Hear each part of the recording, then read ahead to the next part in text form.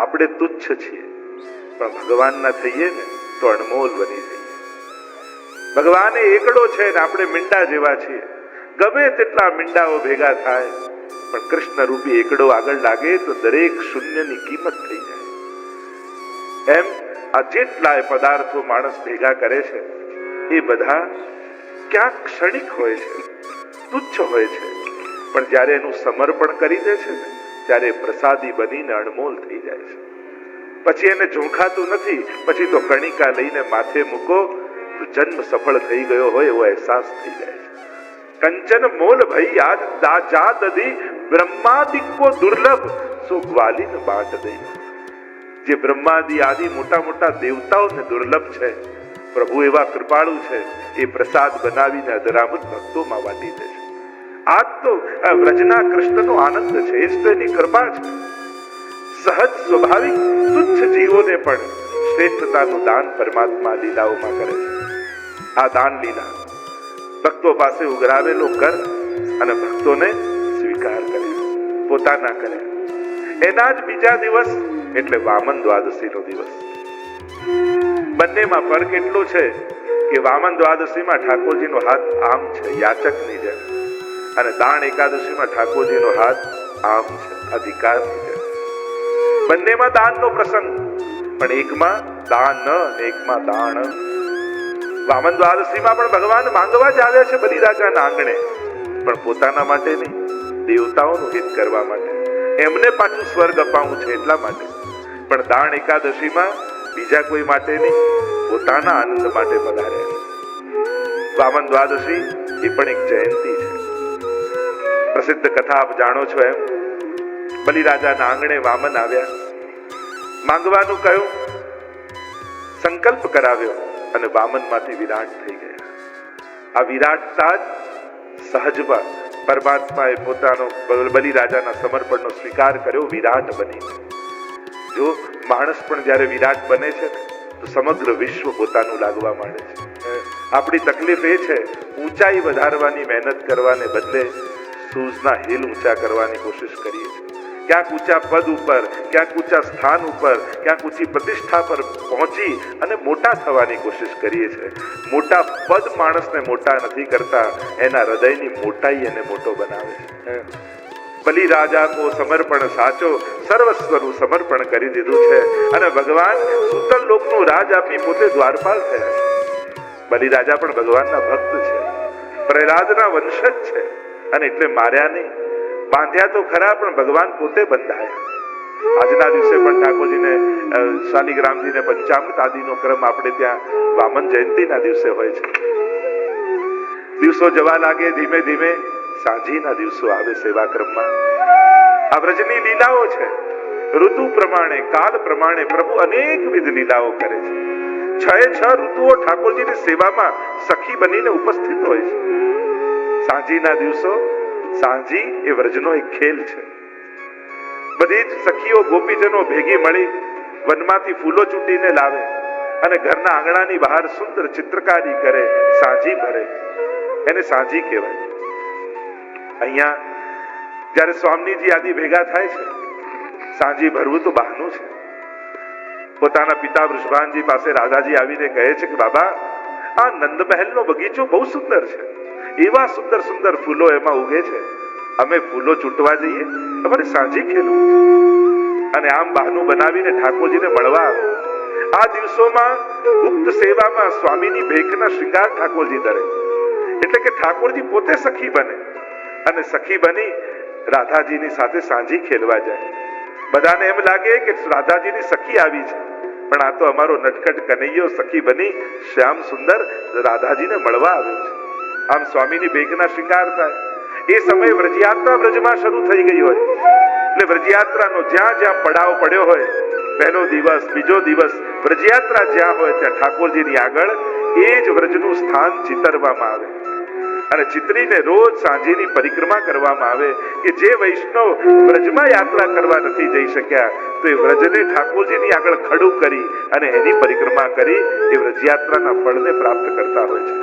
છેલ્લા દિવસે કોટની સાંજી ભરાય, આખા વ્રજની ભાવના કરાય અને એની પરિક્રમા કરો તો આખી વ્રજયાત્રાની પરિક્રમાનું ફળ પ્રાપ્ત થાય. અનેક પ્રકારની સાંજી કરવામાં આવે.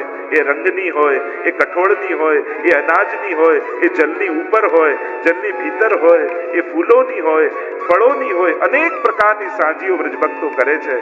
અને એનો જ ભાવ કરી પ્રત્યેક હવેલીમાં, પ્રત્યેક વૈષ્ણવના ઘરે જ્યાં જ્યાં ઠાકોરજી બિરાજે છે ત્યાં આવા વિવિધ પ્રકારની સાંજીઓ ઠાકોરજીની આગળ ભરવામાં આવતી હોય છે. અહીંયા સ્વામીજી આજ્ઞા માંગી વૃષભાનજી પાસે કે આપ આજ્ઞા આપો તો હું દંત બાબાના બગીચામાં જાઉં. અને બાબાએ કહ્યું ઠીક છે, જાઓ તો ખરા, જલ્દી આવજો. અને બધી જ સખીઓને લઈ અને સ્વામીજી પધાર્યા છે નંદ મહેલના બગીચામાં. હરિરાય મહાપ્રભુજીનો મહાદાનનો ઉત્સવ આવે. શ્રી હરિરાય મહાપ્રભુજી એવા દિવ્ય આચાર્ય પુષ્ટિ માર્ગને પ્રાપ્ત થયા.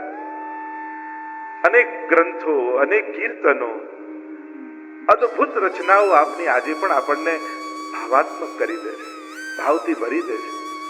એવા શ્રી હરિરાય મહાપ્રભુજીને પણ પ્રણામ કરી એમના ઉત્સવ મનાવવામાં આવે છે. અને દિવસો હવે જવા લાગે, શરદની ઋતુ આવવા લાગે, નવવિલાસના દિવસો આવે. નવવિલાસના દિવસોમાં ઠાકોરજી એક એક સ્વામીજી અધિષ્ઠાત્રી બને અને ઠાકોરજી વિલાસ કરે છે. મુરલીના પદો એ સમય ગવાય છે. ઠાકોરજી વેણુનાદ કરી ગોપીજનોને આમંત્રિત કરે છે. કોણ તપતે કીનો મુરલિયા, કોણ તપતે કીનો. એવું તે કયું તે તપ કર્યું છે કે તું પ્રભુની આટલી પ્રિય થયું છે.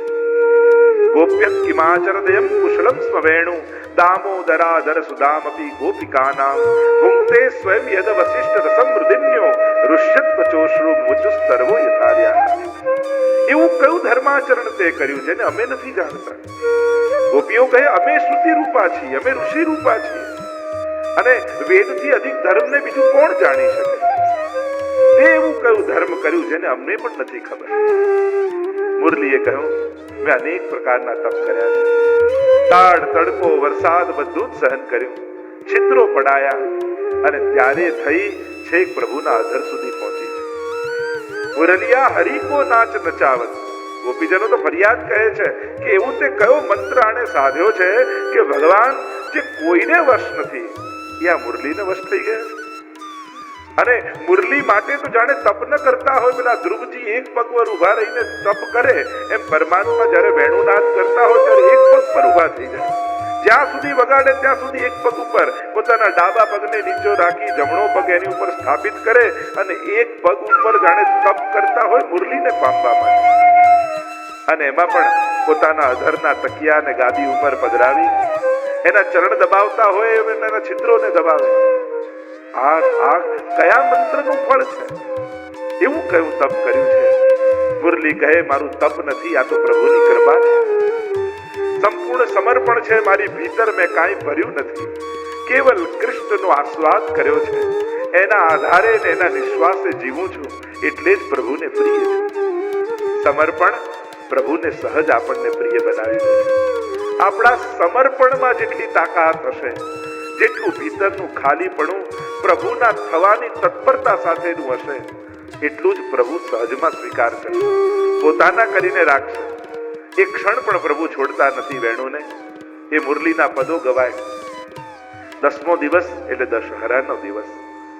જવારા વાવ્યા હોય, હવે ઠાકોરજીના મસ્તકે ધરવાનો દિવસ આવ્યો. ભાવ તો પુષ્ટિ માર્ગીય ભાવ તો એ જ છે કે 10 પ્રકારની ભક્તિ, નવધા ભક્તિ નવવિલાસમાં, અને 10મી ભક્તિ એ પ્રેમ લક્ષણા ભક્તિ. આમ 10 પ્રકારની ભક્તિ ઠાકોરજીએ વ્રજભક્તોને આ દિવસોમાં સિદ્ધ કરાવી. સ્વામીજીના ચરણમાં જવનું ચિહ્ન છે, અને એટલે જ તો જવારા વવાય છે. કારણ 10મા દિવસે સ્વામીજી જીત્યા વિલાસમાં અને હું હાર્યો, એટલે ઠાકોરજી સ્વામીજીના ચરણ ચિહ્ન રૂપ જવારા પોતાના મસ્તક પર ધારણ કરે છે. મર્યાદા ભાવ તો રામચરિત્રની કથા છે. ભગવાન રામે રાવણને નાશ કર્યો, એનો વધ કર્યો, એનો ઉત્સવ છે. પણ પુષ્ટિ માર્ગમાં વધનો નહીં પણ વિલાસનો ઉત્સવ, રાસનો ઉત્સવ છે. સ્વયં ઠાકોરજી સ્વામીજીના ચરણારવિંદને પોતાના મસ્તક પર ધારણ કરે છે. આપણે તિલક કરીએ એ ઠાકોરજીનું ચરણ, પણ ઠાકોરજી તિલક કરે એ સ્વામીજીનું ચરણ. સ્વયં રસખાનજીએ પણ કહ્યું ને, મેં ઠાકોરજીને બધે ગોત્યા પણ મળ્યા ક્યાં? નિકુંજમાં સ્વામીજીના ચરણ પલોટતા મને ઠાકોરજી મળ્યા છે, જે સ્વામીજીના ચરણોની સેવા કરી રહ્યા છે. શ્યામા જૂ કો રાજ હમારે શ્યામાજુ કો રાજ. વ્રજમાં તો સ્વામીજીનું રાજ છે, પ્રભુ પણ એમને આધીન થઈને લીલા કરે છે. આમ દશેરાનો દિવસ અનેક પ્રકારથી હવેલીમાં ઉજવવામાં આવતો હોય છે. સ્વયં ઠાકોરજી ઢાલ અને તરવાર ધારણ કરતા હોય છે. અમારે મદન ગોપાલ હે રામ રામ રામનવમીની વધાઈમાં આપણે ગાઈએ છીએ. આપણે તો સર્વ અવતારો ઠાકોરજીની અંદર જોઈએ છીએ. અમારો પ્રભુ જ આ વિવિધ અવતારો લઈને લીલા કરે છે. એટલે પુષ્ટિ માર્ગમાં જે કાંઈ અવતાર આવે, એમની જયંતિ આવે અને એ ઠાકોરજી રૂપે ઠાકોરજી પરક ઉજવાતી હોય છે. માટ ભોગ આવતા હોય છે. આ દિવસે વિશેષ રૂપે દશેરાના દિવસે ઠાકોરજીને જવારા ધરાય છે અને પ્રભુ જાણે રાવણનો વધ કરીને પધાર્યા હોય એવા સુંદર દર્શન આપતા હોય છે.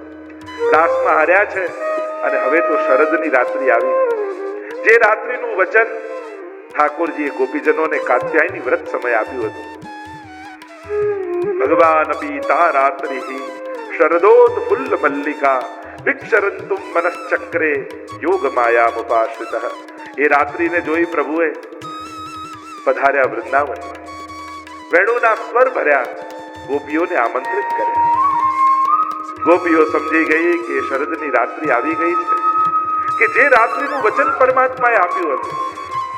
અને શું ઝંખના હતી, મનોરથ શું હતો? આ અલ્પાનંદી જીવ પૂર્ણાનંદનો અનુભવ કરવા માંગતો હતો. આ જીવ પરમાત્માનો આસ્વાદ લેવા માંગતો હતો. વિષયાનંદના અનુભવ અનેક જન્મોમાં કર્યા. બ્રહ્માનંદ સુધીનો અનુભવ પરમાત્માએ કરાવ્યો. પણ આકાંક્ષા તો સ્વરૂપાનંદની હતી. પ્રભુના એ સ્વરૂપનો એ આનંદ અમારે અનુભવો હતો. અને એ જે વિનંતી વ્રજ ભક્તોની હતી, એ સ્વરૂપાનંદનો દાન આપવા માટે ઠાકોરજી હવે વેણુનાદ કરીને આમંત્રિત ગોપીઓને કરે. દોડતી ભાગતી ગોપીઓ પોતાનું સગળું કાર્ય છોડીને આવી છે. પ્રભુએ અનેક પ્રશ્નો કરી, ધર્મના ઉપદેશો આપ્યા છે.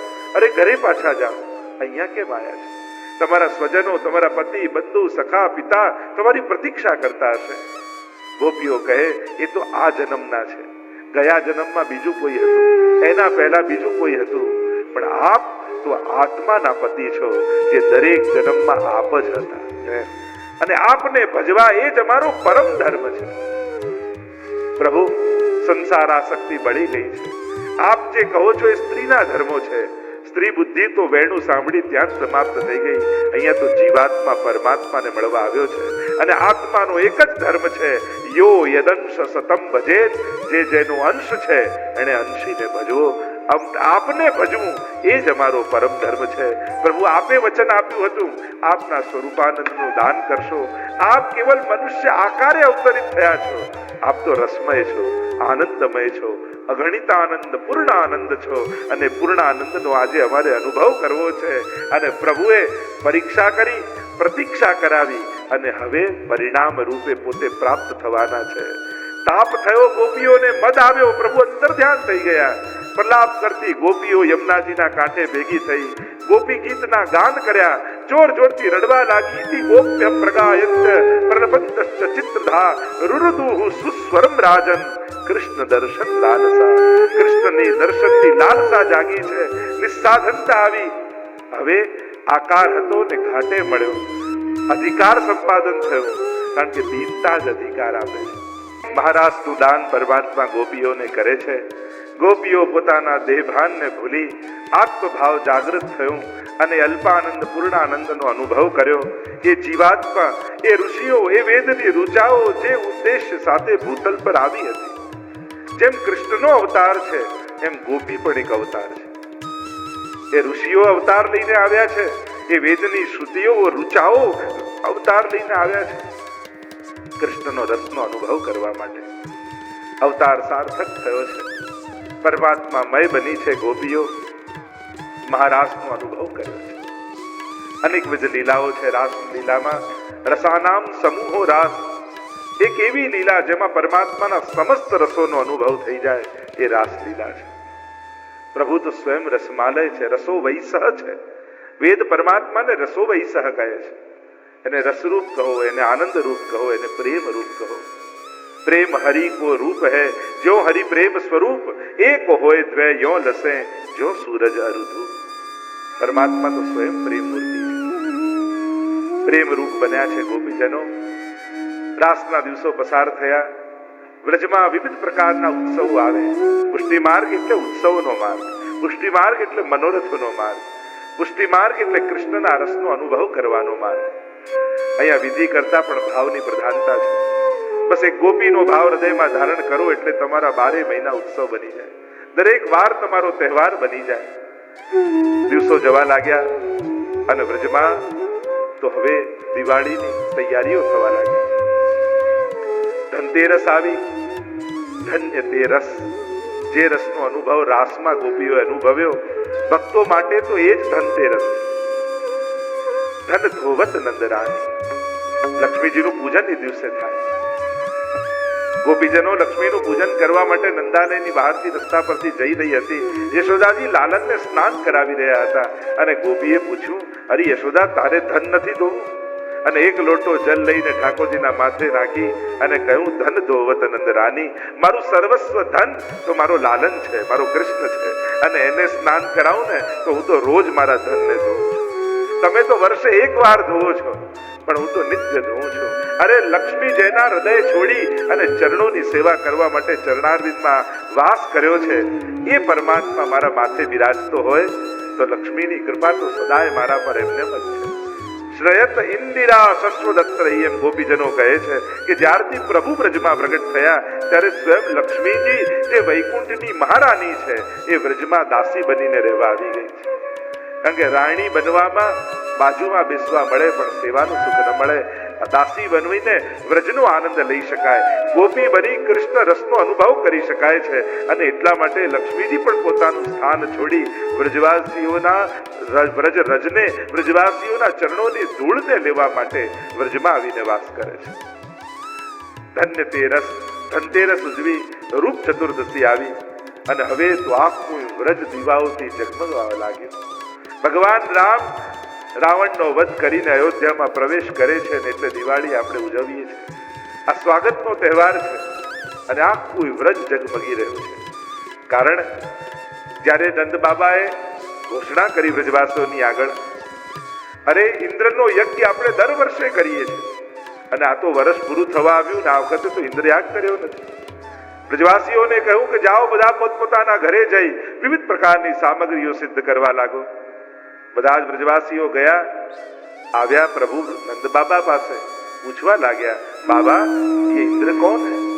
अरे लालन तुम इंद्र को नहीं जानो, वो तो देवता है, वर्षा के देव है.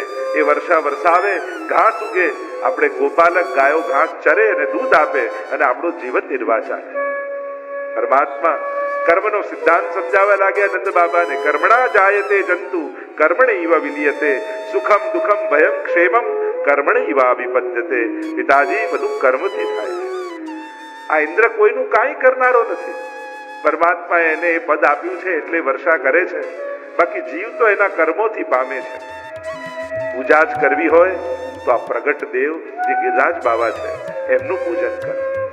એ પોતે વાદળોને રોકીને વર્ષા લાવે છે, પોતાની અંદરથી ઝરણાઓ આવે છે, ઘાસ ઉગાડે છે, ફલ ફૂલ આપે છે, પ્રગટ છે, એમનું પૂજન કરો. ઇન્દ્ર તો દેખાતો નથી ને પાછો યજ્ઞથી અગ્નિ દ્વારા આહુતિ પહોંચે છે. આ વ્રજના દેવતા ગિરિરાજજી એવા છે કે તમે ભોગ ધરશો ને તો તમારી આંખોની સામે આરોગશો. કરવી છે તો ગોવર્ધન પૂજા કરો, ગોવર્ધન યાગ કરો, ગાયો ને ગિરિરાજજીનું પૂજન કરો. બાબાએ કહ્યું કે આવું તો અમે ક્યારેય કર્યું નથી અને ગોવર્ધન પૂજા કઈ રીતે કરવી અમે જાણતા નથી. પ્રભુ કહે કે હું તમને બતાવીશ. અને બીજા દિવસે તૈયારીઓ શરૂ કરી છે. સમસ્ત વ્રજવાસીઓને કહ્યું છે પોતપોતે જે ઉત્તમમાં ઉત્તમ સામગ્રી બનાવતા આવડે બનાવો, આપણે ગોવર્ધન યાગ કરીશું, ઇન્દ્ર યાગ બંધ કરીશું. અને કહ્યું કે આટલી જલ્દી હવે અમે સામગ્રી લેવા ક્યાં જઈશું, ક્યાં ખરીદવા જઈએ? ઠાકોરજીએ કહ્યું કે હું પોતે બજાર લગાવીશ, પોતે દુકાન લગાવીશ અને હું તમને સામાન આપીશ. અને એટલે દિવાળીના દિવસોમાં હટડીમાં ઠાકોરજી બિરાજમાન થાય છે. મોટી દુકાન હોય ને હાટ કહેવાય અને નાનકડી દુકાન હોય ને હટડી કહેવાય. આજે પણ આપણા સેવા ક્રમમાં ઠાકોરજી હટડીમાં બિરાજે. દિવાળીના દિવસે બાજુમાં તરાજુ મૂકવામાં આવે અને થાળમાં બટેરાઓમાં જુદી જુદા તેજાનાઓ, સૂકા મેવાઓ, દૂધઘરની સામગ્રી ધરવામાં આવે અને ઠાકોરજી વ્રજવાસીઓને પોતે ઝોંખી ઝોંખીને આપે છે. અને પ્રભુ ઝોંખે તો ભક્તનો લાભ જેમાં હોય એ રીતે જ ઝોંખે. પ્રભુનું તરાજુ એ બરાબર ઝૂકતું નથી. પ્રભુના તરાજુમાં ભક્તો માટે પક્ષપાત છે. જ્યારે પણ પ્રભુ ન્યાય કરવા દેશે ત્યારે ભક્તો તરફ ઢળી જતા હોય છે, અને એટલા માટે પ્રભુને ઝોંકતા આવડતું નથી. પણ આ તો લીલા છે. પ્રભુ વિવિધ પ્રકારની લીલાઓ કરે ને બધી ગોપીજનો હટડીમાં પહોંચી જાય અને દીપદાન દે હટડી બેઠે યશોદાજી સાથે જઈને દીપદાન કરવા જાય. યશોદાજી એક એક દીપક પ્રગટાવે ને લાલનને કહે, લો લાલન, યમુનાજીમાં દીપદાન કરો. અને દીપ પધરાવે અને અહીંયા મૈયાને કહેવા લાગે, મૈયા તું પધરાવ. અને મૈયા એક એક દીપ પધરાવા લાગી અને કમર સુધીના જલમાં યમુનાજીમાં જઈને લાલન ઉભા રહી ગયા. જે દીપક તણાતું તણાતું ઠાકોરજી પાસે આવે તુરંત હાથમાં ઉપાડીને કિનારે મૂકી દે. એક વાર, બે વાર, 3 વાર આમ થયું. યશોદાજીએ કહ્યું, લાલન આ શું કરો છો? હું દીપ તરાવું છું ને આપ કેમ કિનારે ઉતારી દો છો? ત્યારે પ્રભુએ કહ્યું કે તમે દીપ જલમાં મૂકો, આ પ્રવાહમાં મૂકો. તણાતા તણાતા આડા અવડા જાય એની જવાબદારી મારી નથી, પણ ભાવ પ્રવાહમાં જે તણાતો મારી શરણે આવે એને તારવાનો તો સંકલ્પ લઈને હું ભૂતલ પર આવ્યો છું. અને જે તણાતો મારી સન્મુખ આવે છે એને હું તારીને પાર ઉતારી દઉં છું. પ્રભુ કહે કે આ તો મારો સ્વભાવ છે. અને દીપદાન કરી પ્રભુ સ્વયં હાથમાં બિરાજ્યા છે. એક એક વસ્તુ જોકી જોકીને બ્રજવાસીઓને આપે છે. અને હવે બીજા દિવસે તો અન્નકૂટ ઉત્સવ થવાનો છે, ગોવર્ધન યજ્ઞ થવાનો છે. અને જ્યાં પ્રભાત પડી બ્રજમાં હજારો બ્રજવાસીઓ પોતપોતાના ઘરમાં બનાવેલી સામગ્રીઓ લઈ દહીં દૂધના મટકાઓ લઈ નંદાલયના ચોકમાં આવી ગયા છે. આખો એ ચોક ભરાઈ ગયો છે. નંદ બાબા તૈયાર થયા છે, પ્રભુ તૈયાર થયા છે. ગોવર્ધન યાગ કરવાનો છે. ક્રમ શું કરવાનો ગોવર્ધન યાગમાં? ઠાકોરજી કહે, હું તમને બતાવીશ. સૌથી પહેલા આપણે ગોવર્ધન પૂજા કરીશું અને ત્યારબાદ ગિરિરાજ બાબાને અન્નકૂટ ભોગ ધરીશું. અનેક પ્રકારની સામગ્રીઓ ઠાકોરજી સિદ્ધ કરાવી છે બ્રજવાસીઓ પાસે. અને હવે નંદ બાબા આદિને લઈ જ્યાં જવા લાગ્યા, નાના નાના બાળકો આગળ થયા. પ્રભુએ કહ્યું, ઉભા રહો. સૌથી પહેલા મોટાઓને જવા દો. બડે નनको આગે દે ગિરધર. કારણ કે મોટાઓ એટલે અનુભવ, બાળકો એટલે ઉત્સાહ. હંમેશા જીવનના કોઈ પણ કાર્ય કરવા હોય ત્યારે અનુભવને આગળ રાખવો અને ઉત્સાહને પાછળ રાખવો.